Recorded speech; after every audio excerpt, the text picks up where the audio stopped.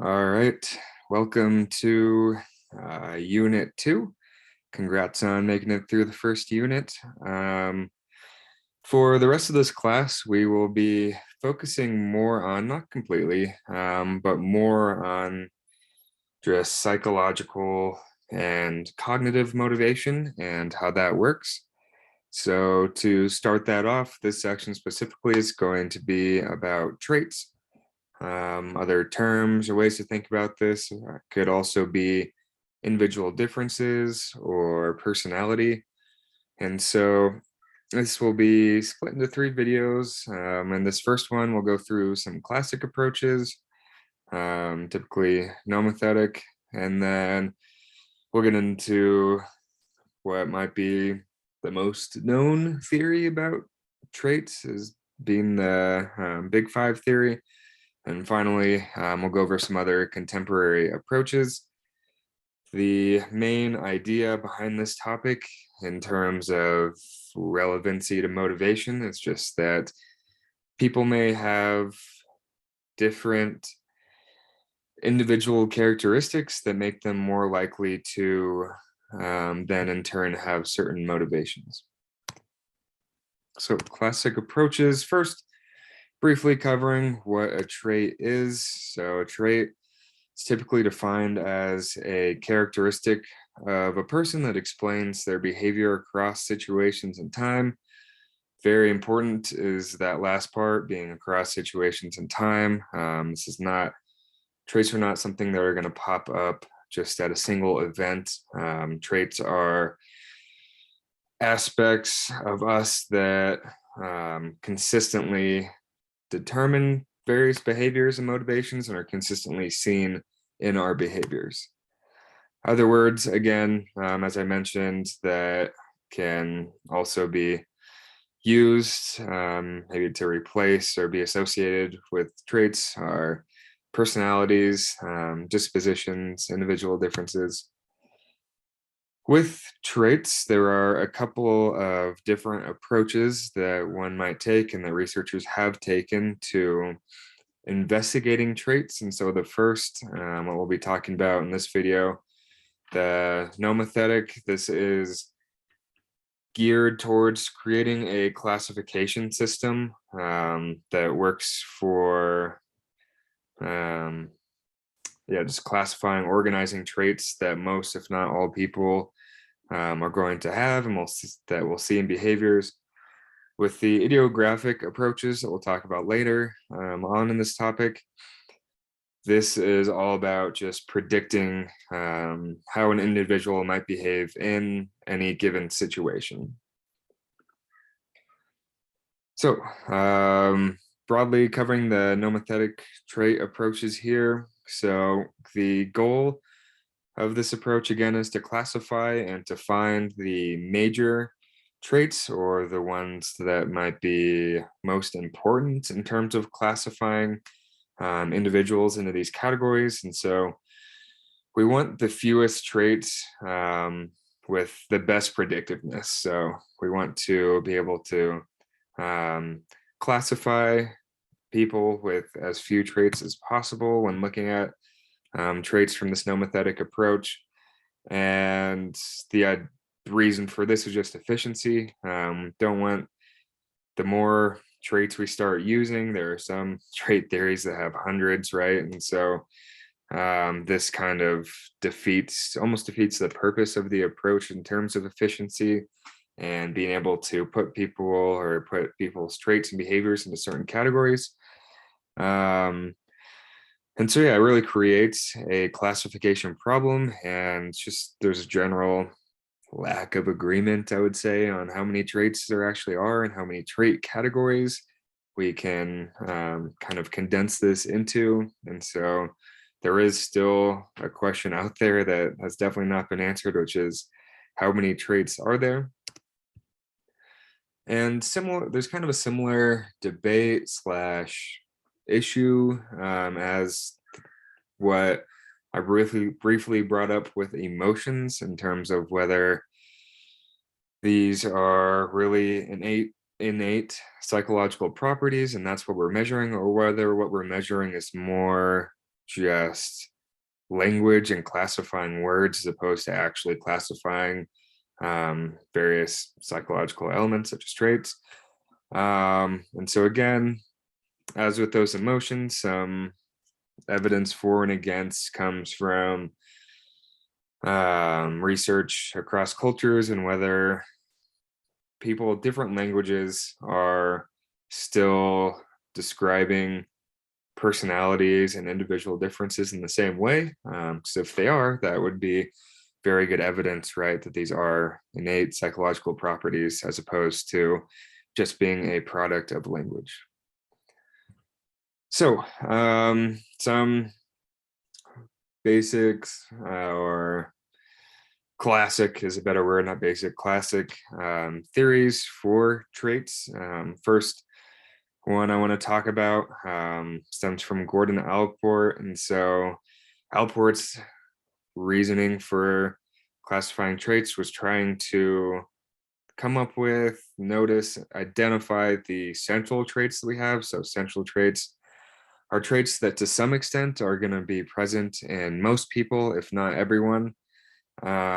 Additionally, these central traits should be pretty influential and are things that are pretty easily noticed by others. So I'll give an example of that on the next slide. But yeah, just coming up with central traits. That's the main part of this, is the central traits that are then used to determine behavior and determine how we perceive others.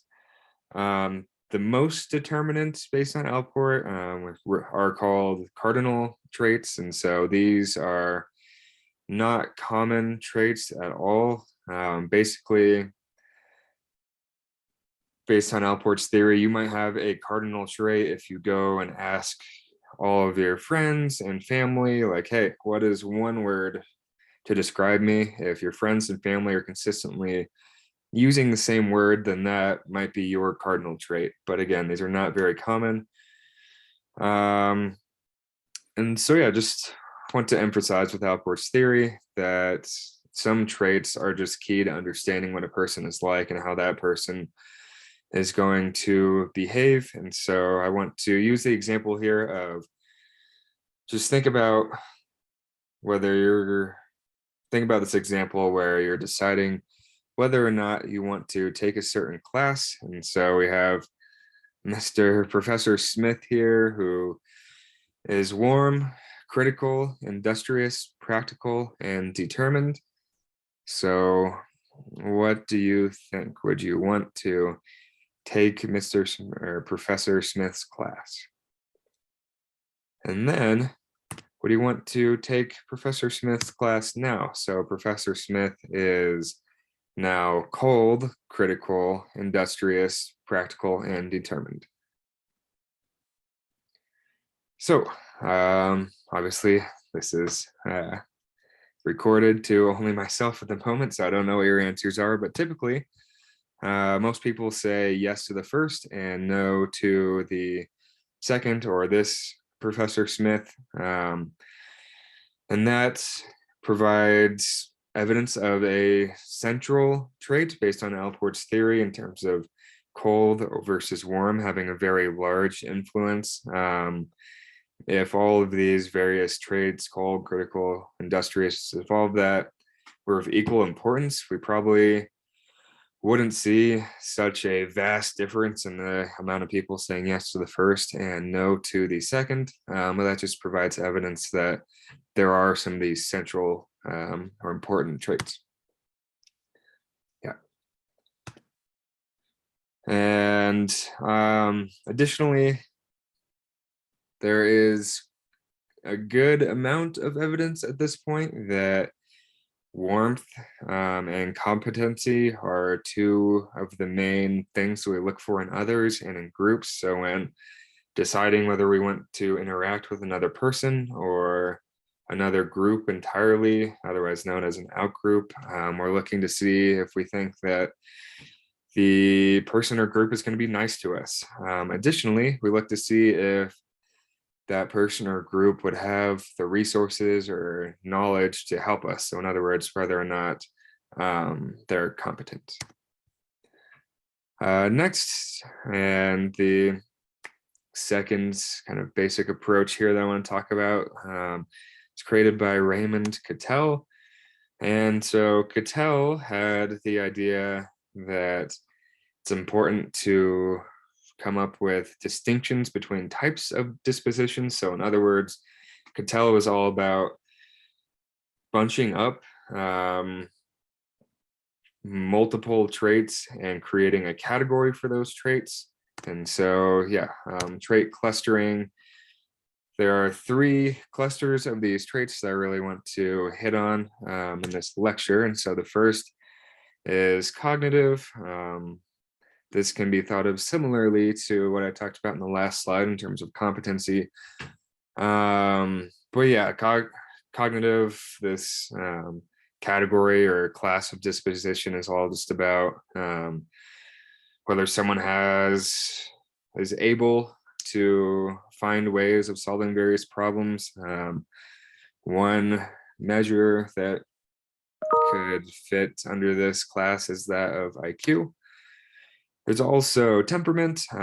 This is a more pervasive class. This determines just really broadly how we deal with things. I don't know if that's the scientific way of putting it, but maybe the best for just understanding what temperament is. And so a little bit more of a scientific definition here. Temperament is going to influence how aspirations are expressed and how motives are translated into action. We'll talk about that a little bit more. And then finally, the third class here is motivational. And so this is just all about what the person wants or tries to achieve, what the individual is then motivated to go and do. And so this is dependent on the incentives of the situation. So for example, if someone is achievement focused, really motivated to achieve, if the task at hand is going to help with those feelings of achievement and lead to various achievements, however that achievement is measured, then that individual is going to be pretty motivated to do that task, right? But on the flip side, if there's no achievement incentive at the end of that task, this individual might not be very likely to be motivated for that task or even to do that task at all. And so these are the 3 main classes I wanted to touch on in this lecture. The kind of takeaway here is that one's behavior and what one is motivated to do is going to differ based on the combination of these 3 classes. So I think that we maybe touched on indirectly combination of cognitive and motivational classes throughout this course already, in terms of, at least in the very beginning, I brought up how you need both in order to perform well at a task. You need to be motivated, you need to want to do that task, and you also need to have the resources, the ability, the knowledge to do the task as well, in order to have high performance in whatever that is. Yeah. And so there's also, we see an interaction between motives and temperament here. So one way of thinking about temperament, again, this temperament class is going to include multiple traits that determine one's temperament.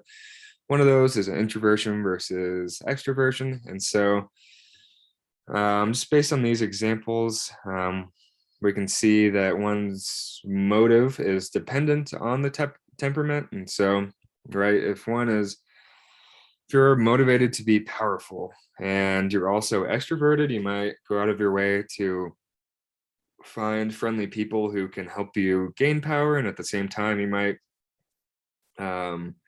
aggress and move against those who are not friendly and who are standing in your way of power. Versus if you're introverted, you might read books that talk about power or how to gain power. You might, I don't know, you might be a hacker or something like that.